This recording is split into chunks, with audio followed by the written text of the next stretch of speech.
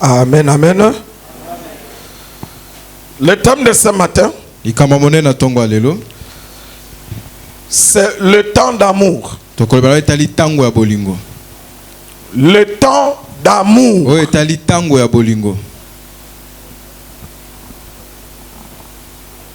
Nous lisons les Écritures. Juge chapitre 16. Normalement, c'est une longue lecture du 4e, je crois, au 18e verset, mais on va lire que quelques versets. Verset 4. Après cela, il aima une femme dans la vallée de Sorek. Elle se nommait Delila. Le prince des Philistins montèrent vers elle. Le prince des Philistins montèrent vers elle et lui dirent: flatte Samson pour avoir d'où lui vient sa grande force. Et comment nous pourrions nous rendre maîtres de lui? Nous le lierons pour le dompter. Et nous te donnerons chacun 1100 cycles d'argent. Delila dit à Samson: dis-moi, je te prie, d'où vient ta grande force? Et avec quoi il faudrait te lier pour te dompter? Samson lui dit: si on me liait avec cette corde fraîche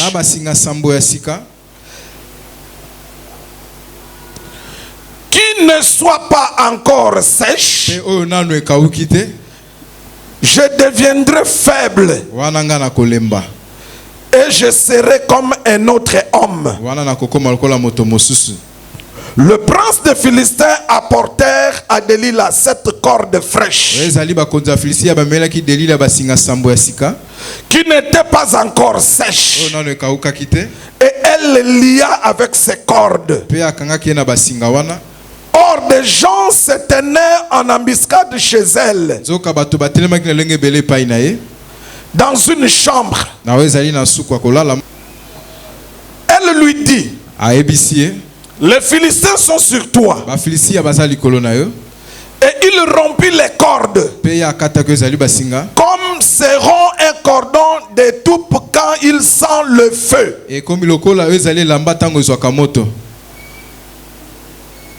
Verset 10. Delila dit à Samson: voici, tu t'es joué de moi. Nous sortons. Nous prenons le verset 14, je crois. Non, prenons le verset 15. Prenons le verset 15.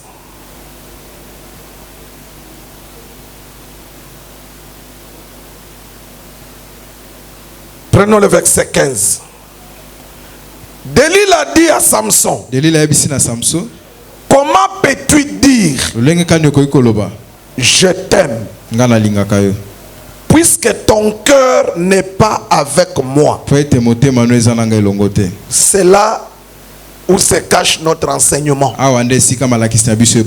Je reprends. Delila lui dit: comment peux-tu dire je t'aime puisque ton cœur n'est pas avec moi? Voilà 3 fois que tu t'es joué de moi et tu ne m'as pas déclaré d'où vient ta grande force. Est-ce que vous avez compris? Amen. Les déclarations de la femme. Est-ce que vous comprenez? Amen. Verset 16. Dalila était chaque jour à le tourmenter et à l'importuner par ses instances, son âme se patienta à la mort. Il lui ouvrit tout son cœur et lui dit: le rasoir n'est point passé sur ma tête. On reprend le verset 17. Il lui ouvrit tout son cœur et lui dit: le rasoir n'a point passé sur ma tête. Allons dans Matthieu 13, 13.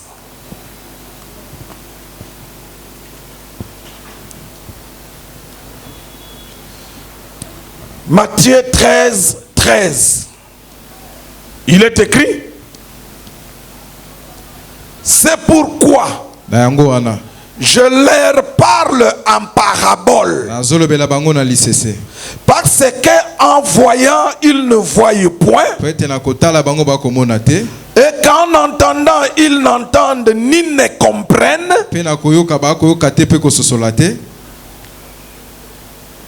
pour eux s'accomplit cette prophétie d'Ésaïe: vous entendrez de vos oreilles et vous ne comprendrez point.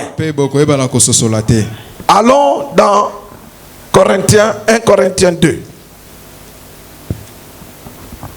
1 Corinthiens chapitre 2 versets 7 à 10. Nous prêchons la sagesse de Dieu, mystérieuse et cachée, que Dieu avant les siècles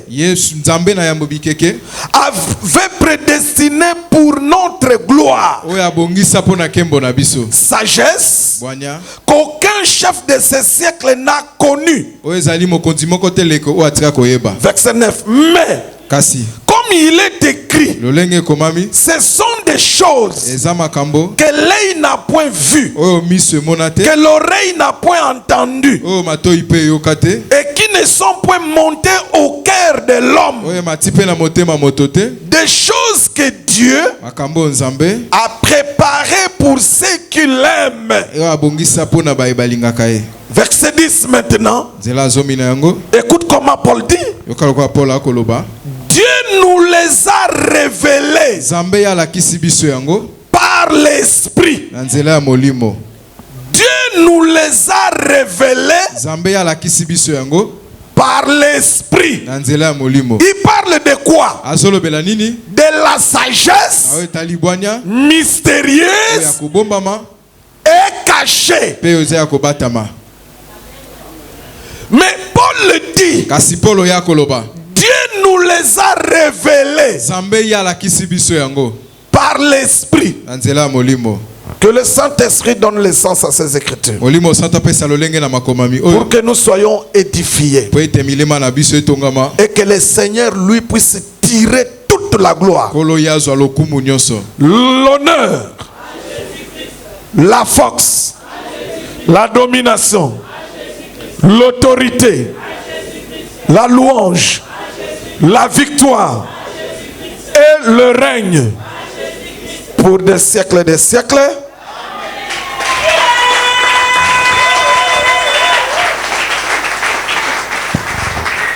Mettez-vous. Amen, amen. Dis à ton frère, à ta soeur qui est à côté, que la paix du Seigneur soit avec toi.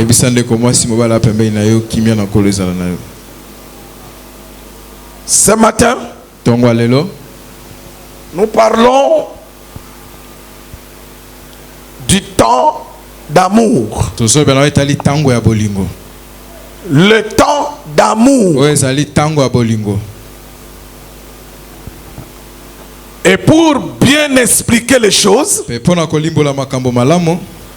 nous allons commencer dans l'Ancienne Alliance. L'Ancienne Alliance, c'est ce que les gens appellent couramment Ancien Testament. Mais c'est une erreur parce qu'on ne peut pas voir un Ancien Testament et un Nouveau Testament. Le Testament, il n'y en a que un. D'abord, par respect, le Testament, il n'y en a que un. Celui qui est valable.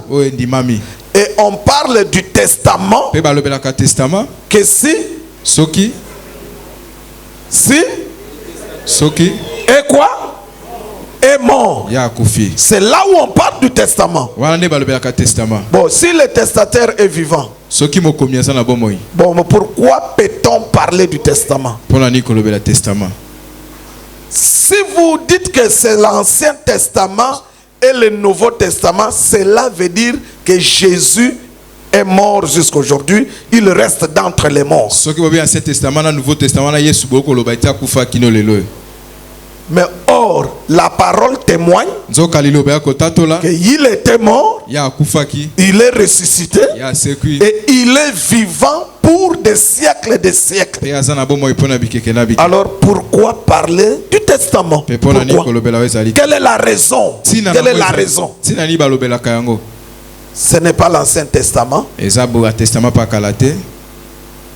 C'est l'Ancienne Alliance et la Nouvelle Alliance. Parce que Dieu a fait une première alliance avec un peuple qui est Israël. Et il a fait une seconde alliance avec l'Église par Jésus-Christ. Est-ce que vous me comprenez? Ce sont des choses simples, mais comprenez cela. Mais la difficulté, c'est quoi? Vous êtes habitués toujours avec Ancien Testament, Nouveau Testament. Bon, vous croyez que c'est comme ça et ça va rester comme ça. Non, bon. La parole dit que les Écritures, c'est pour corriger.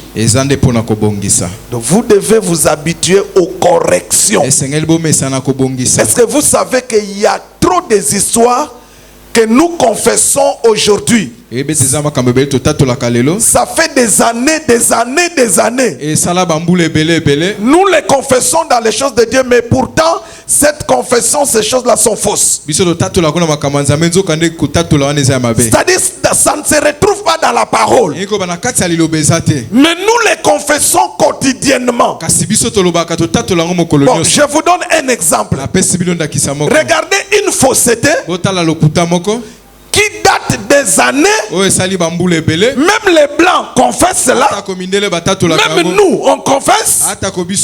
Mais personne n'a le courage de dire au peuple que non, ce que nous confessons, c'est du mensonge. Ça n'existe pas. Je vous donne un exemple. Tous nous savons que nous soyons pasteurs ou que nous soyons peuple. Tous nous le savons et nous les confessons que Dieu est partout. Tous. Surtout qu'on nous a amené cela dans un calendrier où on a donné le nom de Dieu. On écrit Dieu est omnipotent et omniprésent. C'est écrit. Et nous on a cru. Mais ce n'est pas dans la parole de Dieu. Cette confession de foi que nous avons toujours confessée pendant des années, disant que Dieu est partout. Mais dans cette parole, ça n'existe pas. Mais où on a ramassé cela? C'est le raisonnement des théologiens. Ils ont raisonné et ils ont enseigné à leurs pasteurs au cours dans les syllabus. Et les pasteurs qui ont fait les cours de théologie ont amené cela dans l'église. Et c'est parti. Et jusqu'aujourd'hui, tout le monde confesse. Si un pasteur va me suivre en disant cela, il va me dire, celui-ci, il raconte quoi? Mais ce que je raconte, c'est la vérité, c'est pas la parole de Dieu. De Genèse à Apocalypse, je précise, de Genèse à Apocalypse, l'Apocalypse, aucun verset, aucun, ne nous dit que Dieu est partout. Ça n'existe pas. Mais nous croyons en cela. Mais c'est un mensonge. Dieu n'a jamais été partout. Ça n'existe pas. Vous savez, le problème des gens, c'est quoi? C'est l'habitude. Les gens disent, confessent les choses par habitude. Et surtout encore, si celui qui a prêché cela, c'est un grand pasteur, ah, c'est fini. C'est parti. Tout le monde dit Amen. Frères et sœurs, même si moi, votre pasteur, si je vous dis quelque chose qui n'est pas écrit dans la parole, refusez-le. Je reprends, refusez-le. Est-ce que quelqu'un me comprend? On dit Amen qu'à ce qui est écrit.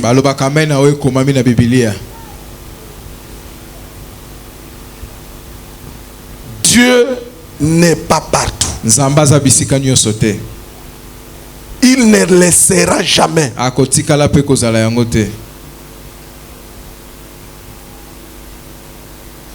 Maintenant, Dieu est où? Dieu ne se trouve que dans deux endroits. Deux. Le premier lieu où se trouve Dieu, c'est le ciel. Il est écrit, le ciel est mon trône. Le ciel dont je parle, c'est pas les nuages.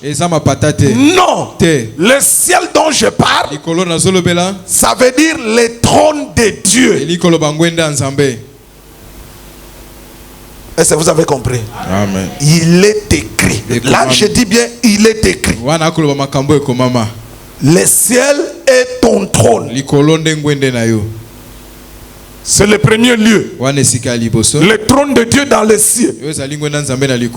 Le deuxième lieu où habite Dieu, c'est le cœur du croyant. Tout celui qui croit en Dieu par Jésus-Christ, Dieu quitte le trône, il vient faire de ton corps son trône. Point barre. Ce sont les deux endroits où habite Dieu. Mais qui peut croire à cela? Il n'y a que ceux qui ont l'amour de la vérité. Vous savez, j'ai changé totalement ma façon de voir les choses de Dieu et de voir les hommes. Les 20 ans que j'ai dans le ministère, j'ai changé ma façon de voir les hommes et de voir les choses de Dieu. Avant, je m'époumonnais pour faire comprendre aux hommes les choses de Dieu. Mais plus aujourd'hui. Pourquoi? Parce que je sais, il n'y a que le Fils de la vérité qui aime la vérité. On ne peut pas forcer à celui qui aime les mensonges à aimer la vérité. Non. Le Fils de la vérité croit à la vérité. Et le fils du mensonge croit au mensonge. Donc, à partir d'aujourd'hui, enlevez dans votre esprit que Dieu est partout. Il y a une écriture qui témoigne ceci, que les yeux de Dieu surveillent toutes les nations. Ce sont les yeux de Dieu qui surveillent toute la terre. Cela ne veut pas dire que Dieu est partout. Non. Dieu voit partout, mais Dieu n'est pas partout. Ce sont des choses différentes. Dieu ne se retrouve que dans des endroits saints. Or, il n'y a que deux endroits saints. Son trône dans le ciel et le corps de tous ceux qui croient en Jésus. Vous avez compris? Vous avez compris? Vous croyez à cette vérité? Donc si vous entendez même un pasteur dire Dieu est partout, ne dites jamais Amen parce que ce n'est pas la vérité. Que cette parole soit gravée dans vos esprits. Au nom de Jésus. Le temps d'amour. Là, ce n'était qu'une parenthèse. On l'a fermé. Parlons de temps d'amour. Pour comprendre le temps d'amour, nous allons partir du côté de l'ancienne alliance. On va prendre un exemple. Et cela va nous amener dans la nouvelle alliance pour comprendre la réalité. Parce que vous devez savoir que le Seigneur Jésus a dit ceci, que tout ce qui est écrit dans la loi de Moïse, tout ce qui est écrit par les prophètes, tout ce qui est écrit par la chanson, le psaume, Jésus dit que ça parle de lui, Jésus. Est-ce que vous me comprenez? Mais maintenant, nous devons les rôles du ministère, c'est-à-dire les rôles d'un apôtre, les rôles d'un docteur, les rôles d'un pasteur, les rôles d'un évangéliste, les rôles d'un pasteur, d'un prophète du ministère. Tous ces cinq-là ont pour rôle, c'est de prendre Jésus qui est caché dans la loi, dans le prophète, dans le psaume, pour nous faire sortir ce Jésus et nous donner la vie. Est-ce que l'église me comprend? Amen. Est-ce que l'église me comprend? Amen. Lisons un texte. Comme ça me passe à l'esprit, on va lire le texte et puis on va les commenter. Écoutez. Ésaïe 45.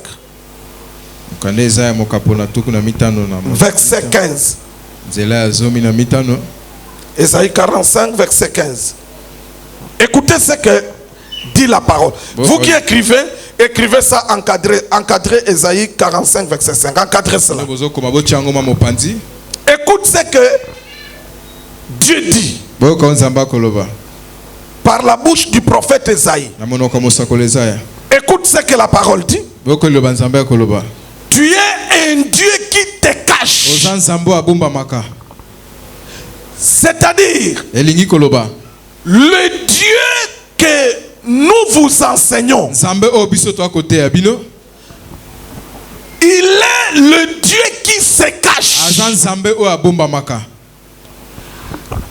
Pour les connaître, ce n'est pas en allant faire des études bibliques. Pour les connaître, c'est même Dieu qui se cache.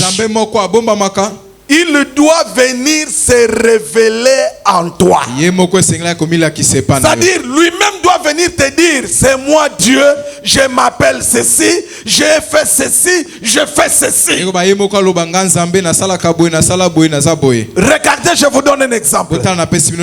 Vous savez que l'apôtre Paul croyait connaître Dieu.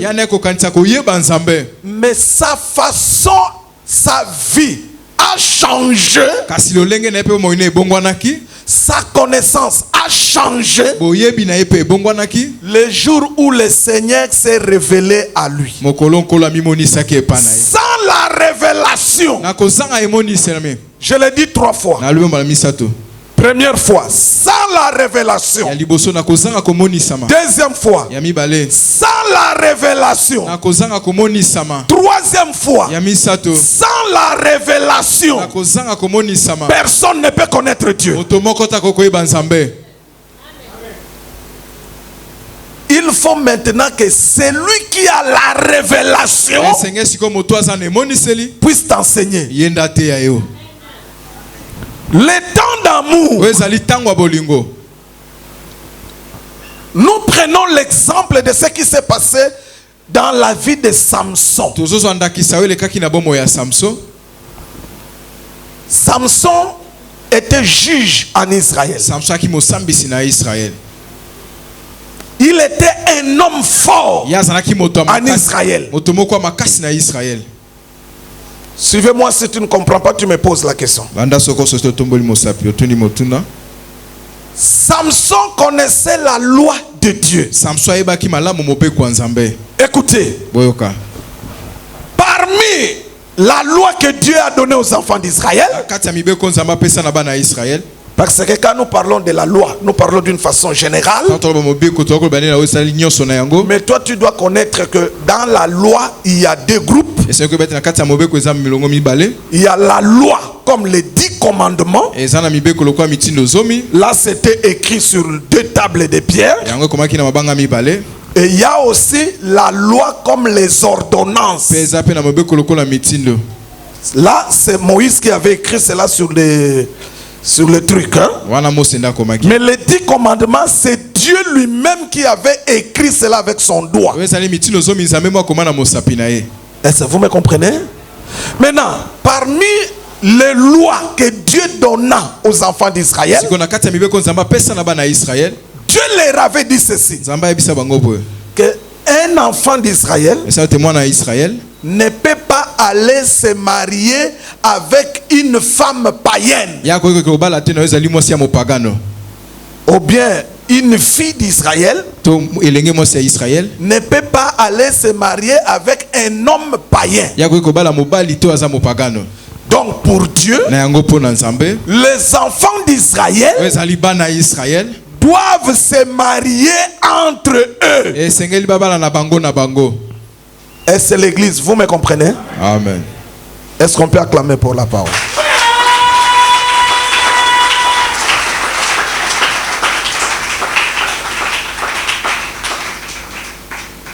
S'il vous plaît, si tu ne comprends pas, tu me poses la question. Les enfants d'Israël savent que selon leur loi, ils ne peuvent pas se marier avec des filles étrangères ou avec des hommes étrangers. Samson comme juge, il connaissait bien cette loi. Mais regardez, il laisse les filles en Israël. Et il va aller prendre une fille parmi les filles des Philistins. Église, vous me comprenez? Amen. Samson, il laisse toutes les filles en Israël. Il va dans le pays des Philistins. Là-bas, il va prendre une femme. Une femme prostituée. Samson a commencé à habiter avec cette femme qui s'appelle Delilah.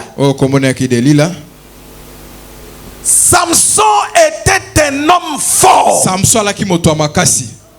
Pendant son règne de juge, Israël dominait sur les Philistins à cause de Samson qui était un homme fort. Samson pouvait tuer les Philistins comme il veut. Personne ne le maîtrisait. Alors les Philistins avaient peur de lui. Et il cherchait comment la voir.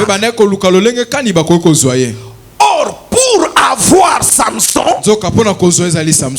il faut connaître les secrets de sa force. Est-ce que vous me comprenez? Amen. Est-ce que vous me comprenez? La force de Samson, c'est résider dans ses cheveux. Ses cheveux étaient regroupés en 7 tresses. En 7 tresses.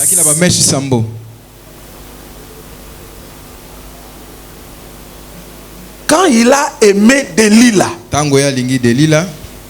les Philistins sont venus voir Delilah pour lui dire: ah, tu es notre fille, non? Tu vois cet homme, c'est lui qui tue nos frères les Philistins. Là je parle comme un pasteur, hein? Ce n'est pas écrit, mais je mets ces commentaires pour vous faire comprendre. Je dis ceci: les Philistins sont venus voir Delilah pour lui faire comprendre les choses. Lui dire que si nous souffrons aujourd'hui, c'est à cause de cet homme que tu as aimé. Alors, demande-lui quel est le secret de sa force. Quel est le secret de sa force? Le problème, les Philistins veulent savoir le secret de la force de Samson. Retenez cela très bien, vous qui écrivez, soulignez cela. Ils veulent connaître le secret de la force. Oh! Pour connaître les secrets de la force de Samson, il faut que Samson parle 3 fois d'abord. Je reprends. Pour connaître les secrets de la force de Samson, il faut que Samson puisse parler 3 fois d'abord. Qu'il parle première fois, deuxième fois, troisième fois. C'est à la 4e fois que Samson doit révéler maintenant les secrets.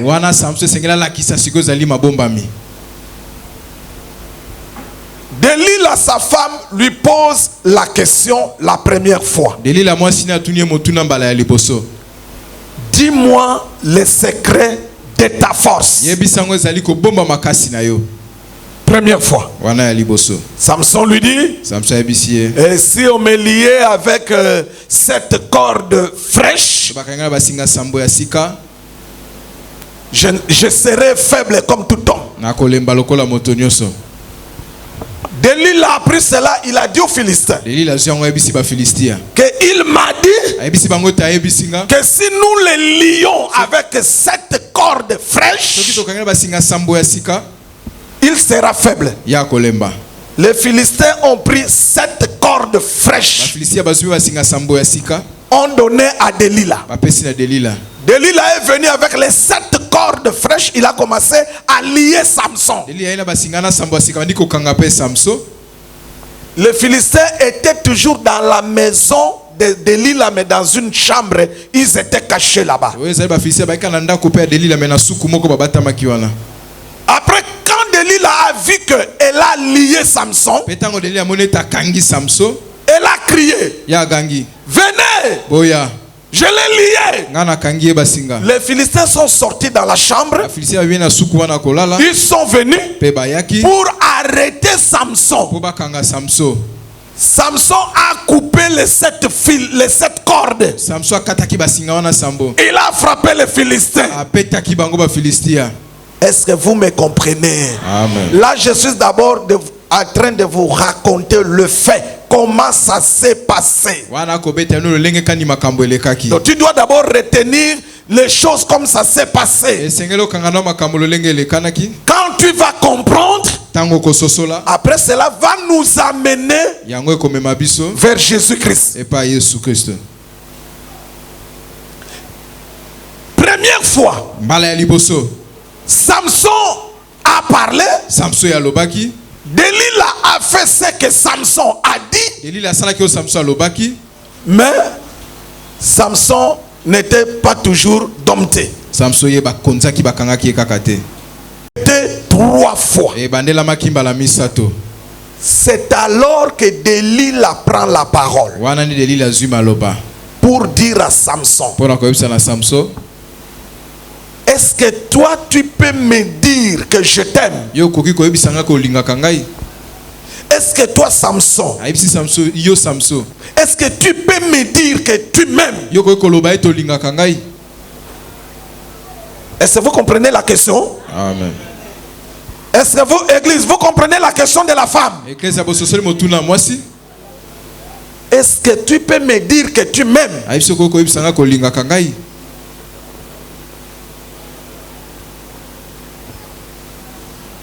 Parce que ton cœur n'est pas avec moi.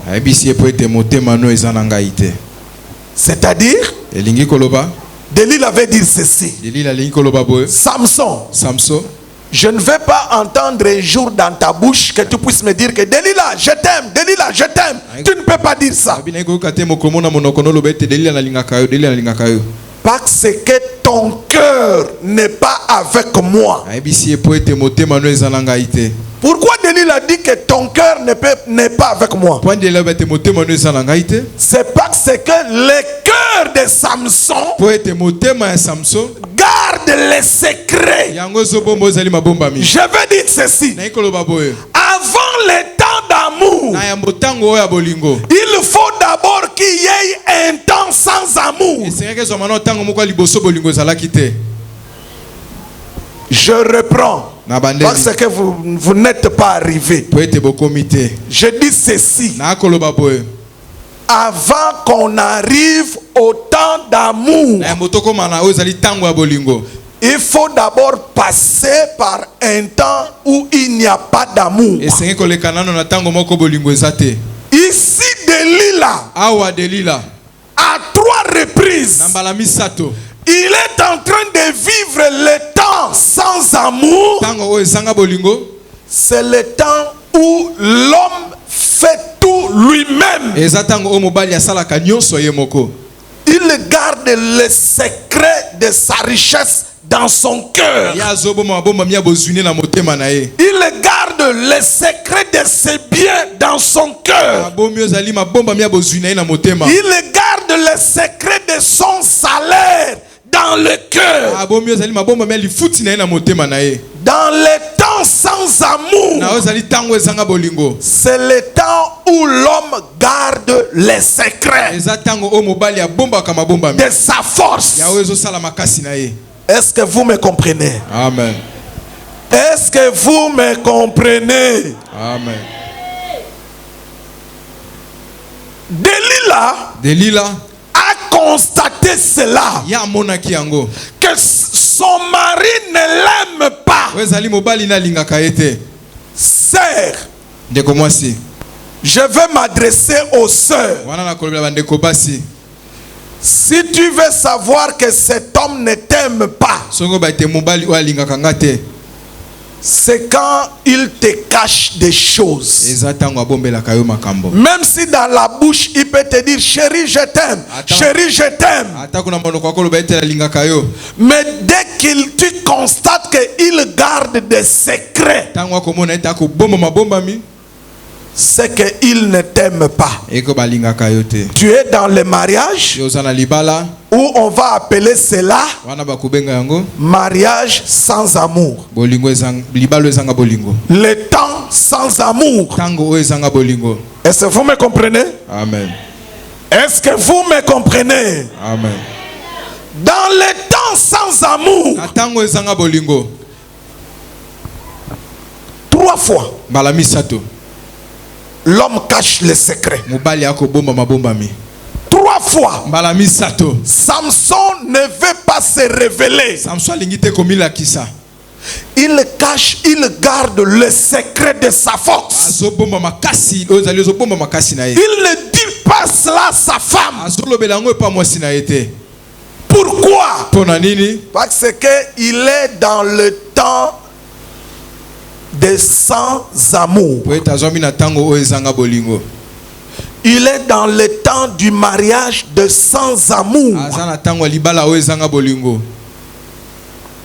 Et les jeunes sœurs, il faut prier que Dieu puisse enlever sur ton chemin tout homme qui est sans amour. Ne vous hasardez pas à vous marier avec des hommes qui sont sans amour. Tu vas souffrir. Est-ce que quelqu'un me comprend? Amen. J'ai donné les signes.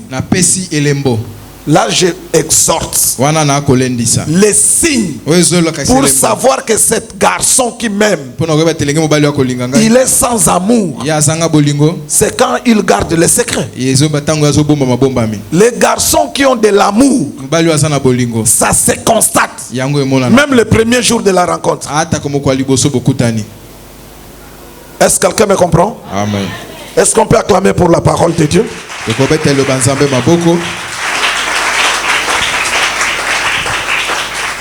Suivez-moi. Samson a caché les secrets. Ici, il s'agit du secret de la force. Samson a caché le secret de sa force 3 fois. Allons maintenant chez Dieu. La parole dit dans Ésaïe, tu es un Dieu qui te cache. Or, Samson devant sa femme, nous allons dire que comme il refuse 3 fois de lui donner les secrets, nous disons que Samson se cache. Est-ce que vous me comprenez? Amen. Dieu aussi, il s'est caché 3 fois. Il a caché les secrets de sa force.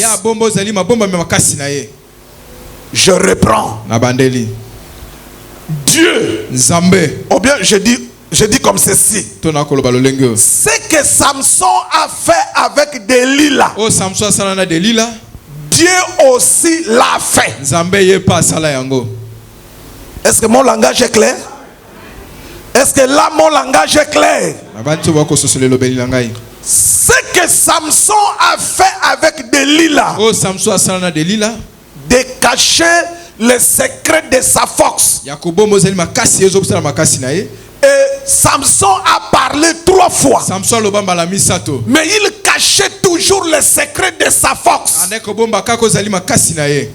Dieu aussi l'a fait de la même manière. C'est pourquoi l'apôtre Paul dit ceci. La sagesse de Dieu, la sagesse mystérieuse est cachée de tout le temps. C'est-à-dire, pendant tout le temps, Dieu a caché la force, les secrets de sa force. Est-ce que vous me comprenez? Dieu a parlé pour la première fois. Il a caché le secret. Dieu a parlé pour la deuxième fois. Il a caché toujours le secret de sa force. Dieu a parlé pour la troisième fois. Il a toujours caché le secret de sa force. Et je dis ceci. Que ça soit pour Samson, que ça soit pour Dieu, que ça soit pour la femme de Samson qui est Delilah,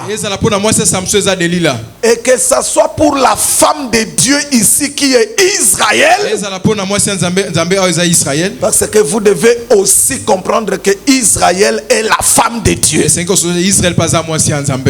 Israël est aussi le fils de Dieu. Israël est aussi le peuple de Dieu. C'est-à-dire, ça dépend de l'angle que tu es en train de prendre pour expliquer ce que tu veux expliquer. Mais aujourd'hui, je prends l'angle d'Israël, la femme de Dieu. Est-ce que vous me comprenez? Amen. Regardez. Dieu avait un secret. Le secret de Dieu, c'était le secret. Il gardait sa force. D'où venait la force de Dieu. Et Dieu a caché cela. Dieu s'est marié. Samson s'est marié à Delilah. Dieu lui a pris pour femme Israël. Israël a posé la question à Dieu. Quel est le secret de ta force? Dieu a répondu par la loi de Moïse. Première fois. Les écrits de Moïse, c'est la réponse de Dieu sur qu'il donne à Israël. Ça correspond à la première réponse de Samson à qui? À qui? À Delilah. C'est-à-dire, la réponse de Samson à Delilah, ce n'était pas la révélation en fait. Ce n'était pas une réponse de la révélation, non. C'était une réponse qui cachait les choses. Entre Dieu et sa femme Israël,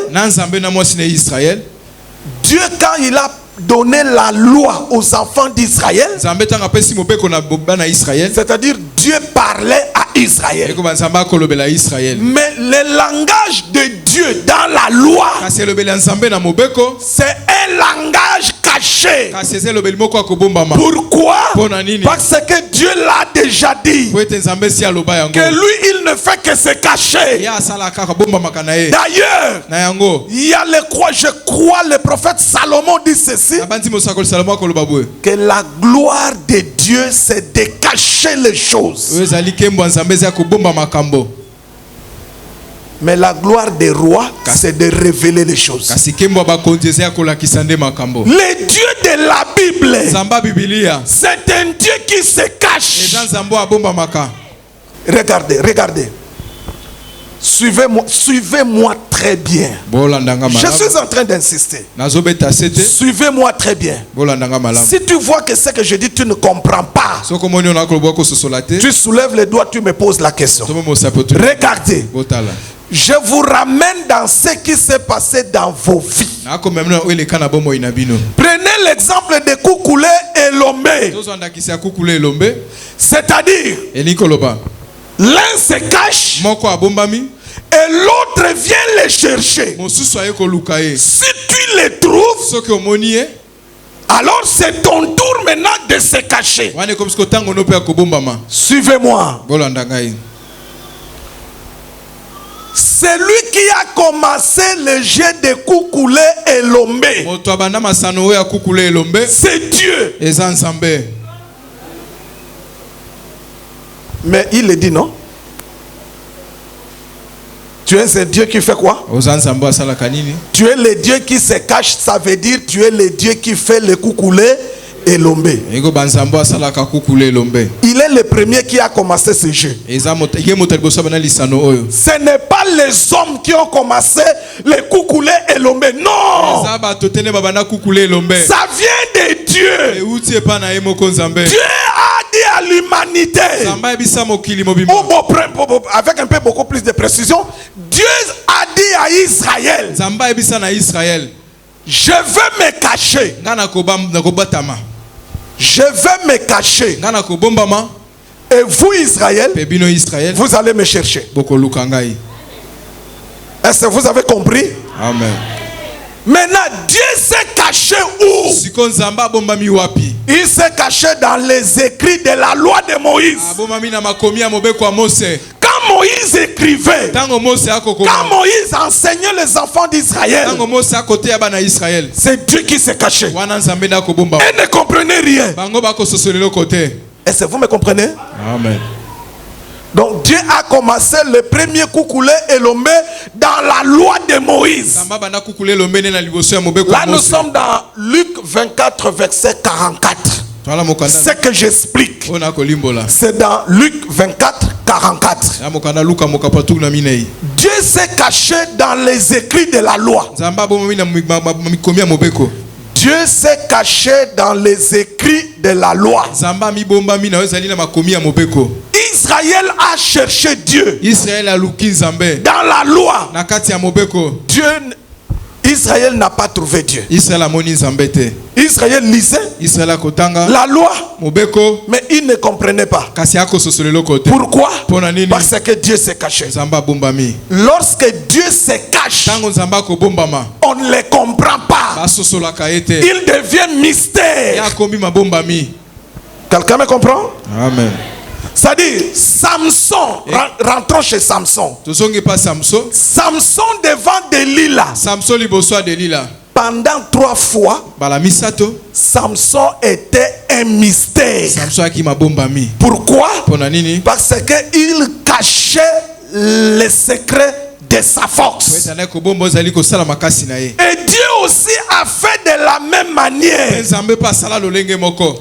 Dieu a donné la loi aux enfants d'Israël. Dans cette loi, Dieu s'est caché.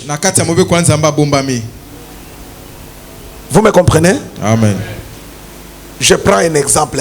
Je prends un exemple pour vous donner que, pour vous faire comprendre que dans la loi que Dieu a donnée à Israël, Dieu s'est caché. Je vous donne un exemple. Peut-être tu te poses la question, comment Dieu s'est-il caché dans la loi? Comment Dieu? Je te donne un exemple pratique pour que tu comprennes. Je prends la loi. Écoutez une loi qui dit ceci. Vous ne mangez, il dit aux enfants d'Israël, vous ne mangerez point du sang d'un animal. Est-ce que vous me comprenez? Les enfants d'Israël ont cette loi. Et ils ne mangent pas le sang. Un jour, Jésus vient. Il lui dit, celui qui boit mon sang a la vie. À la vie. Or dans la loi, il est écrit que ne buvez pas quoi? Est-ce que vous comprenez? Vous comprenez comment Dieu s'est caché dans cette loi? C'est une loi donnée aux enfants d'Israël. Ils ne boivent pas le sang d'un animal.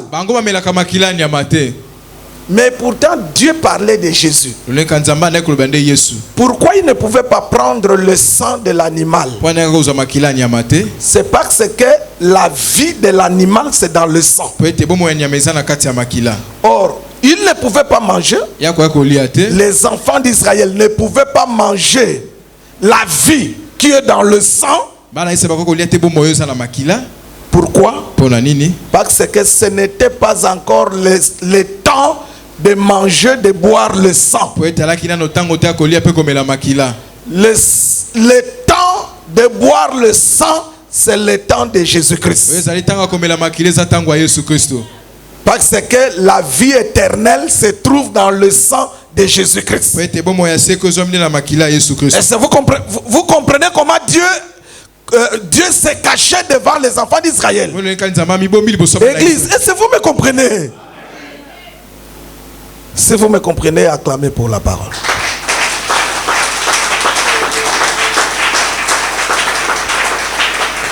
Là, c'est un exemple pour que vous puissiez comprendre. Je prends encore un deuxième exemple. Regardez. Dans la loi que Dieu donne aux enfants d'Israël, il dit ceci. Si une femme est dans ses règles, il doit rester à l'écart. Tout ce qu'elle va toucher deviendra impie. Est-ce que vous avez compris? Amen. Là, c'est plus simple, non? Parce que c'est la vie pratique. Dieu prend cette loi. Il donne aux enfants d'Israël. Maintenant, les enfants d'Israël, lorsqu'une femme se retrouvait dans ces périodes de règles, la femme doit être à l'écart. Mais maintenant, regardez. Dans cette loi donnée à Israël, Dieu s'est caché. Pourquoi? Suivez-moi. Regardez plus tard. Quand Jésus est venu, il y a une femme qui coulait le sang pendant 12 ans. Elle est partie toucher Jésus. Elle était guérie. C'est-à-dire, dans la loi donnée à Israël, que la femme est impure pendant ces périodes, elle ne peut pas toucher des hommes. Dieu avait caché que la femme viendra toucher qui? La femme viendra toucher qui? Pour que la femme soit déclarée quoi? Pure. C'est pourquoi aujourd'hui, même si une femme est dans ses règles, elle peut venir à l'église. Elle n'est plus impure.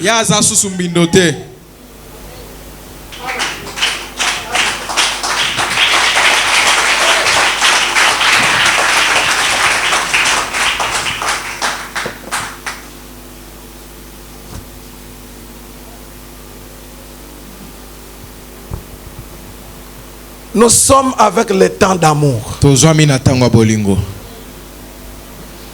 Je dis, avant que le temps d'amour arrive, il faut un temps sans amour.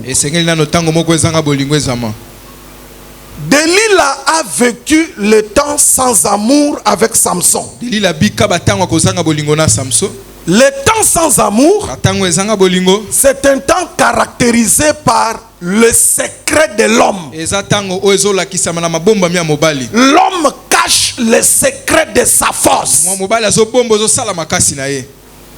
Dieu a caché le secret de sa force à son peuple, à sa femme d'Israël.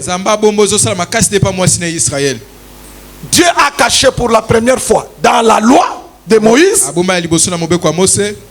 Je vous ai donné l'exemple. Deuxième fois, Dieu a caché sa force dans les écrits des prophètes. Et troisième fois, Dieu a caché sa force dans les écrits des psaumes, des chansons. Donc les chansons là de la Bible, quand vous lisez aux chansons de David, ces chansons là cachent Jésus. C'est ce que vous devez comprendre. C'est-à-dire à 3 reprises, Samson a caché le secret à Delilah. De la même manière, à 3 reprises, Dieu a caché le secret de sa force à Israël. Vous avez compris? Amen. Ok. Maintenant, Samson, rentrons chez Samson. Samson a révélé le secret de son cœur.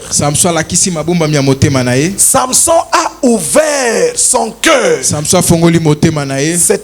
Samson s'est révélé à Delilah qu'à la 4e fois. Samson se révèle à Delilah qu'à la 4e fois. C'est-à-dire, la 4e fois pour Delilah avec Samson, c'est le temps d'amour. Dans le temps d'amour, l'homme ne cache plus les secrets. L'homme révèle tous les secrets à la femme. Même les secrets le plus secret. Comme c'est le temps d'amour, l'homme ne cache plus. Le cœur de l'homme, dans le temps d'amour, le cœur de l'homme est toujours ouvert à sa femme. Là, je reviens dans la nature. Dans le mariage entre l'homme et la femme d'aujourd'hui. C'est-à-dire, regardez, si tu veux connaître que ton mariage passe le temps d'amour, tu le connaîtras par l'attitude de ton mari. Quand il sort, il revient, il te raconte tout. J'ai gagné autant, j'ai rencontré tel, j'ai mangé avec tel. C'est-à-dire, dans le temps d'amour, il n'y a plus de secret. C'est le temps de la révélation. Qui se révèle? L'homme révèle ses secrets à la femme.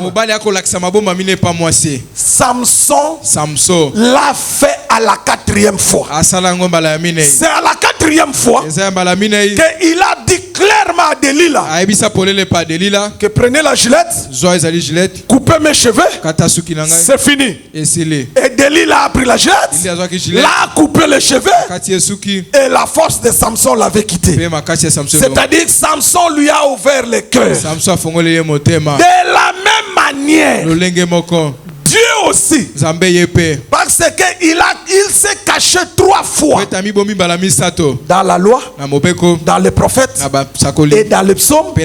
C'est à la 4e fois. C'est à la 4e fois que Dieu s'est révélé. Or, la 4e fois, c'est le Fils. La parole le dit dans le texte d'Hébreu. Dieu, après avoir parlé de plusieurs manières à nos pères, ces derniers temps, il nous parle par le Fils. Écoutez. Écoutez bien.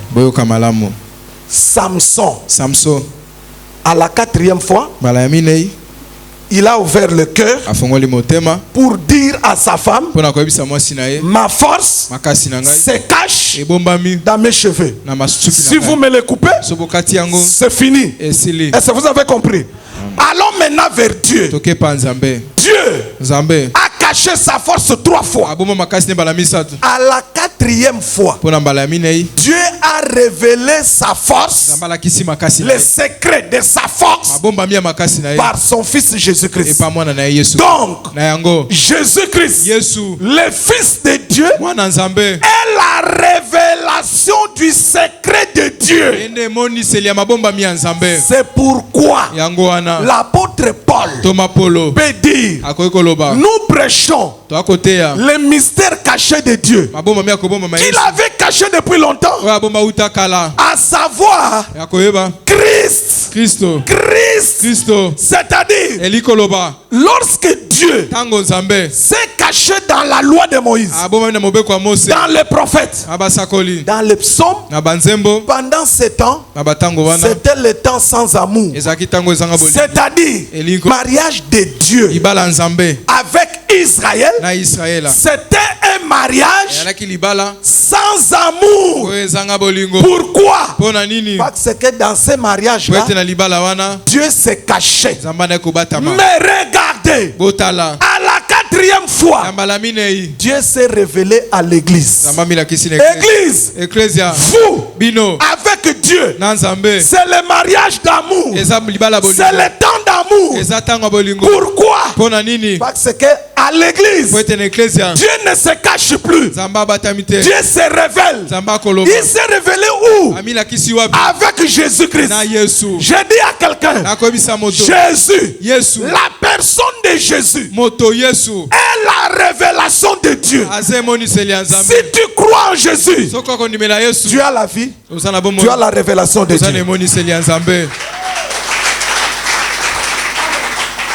Le temps d'amour, c'est le temps de la grâce. Où nous sommes, c'est le temps où l'homme qui est Dieu se révèle à la femme église par Jésus-Christ. Donc Jésus-Christ est la révélation de Dieu. Or, Israël ne croit pas en Jésus. C'est-à-dire, Israël n'a pas la révélation de Dieu.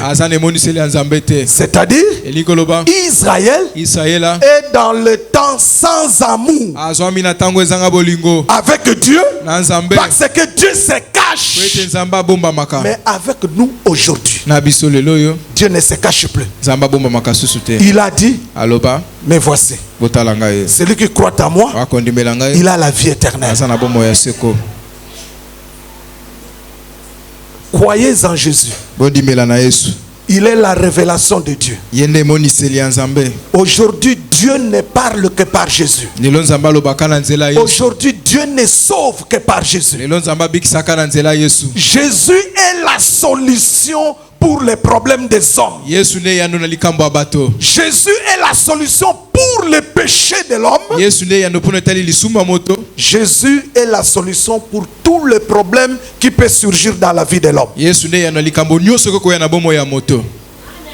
L'église ne vit pas le temps sans amour, non. L'église vit le temps d'amour.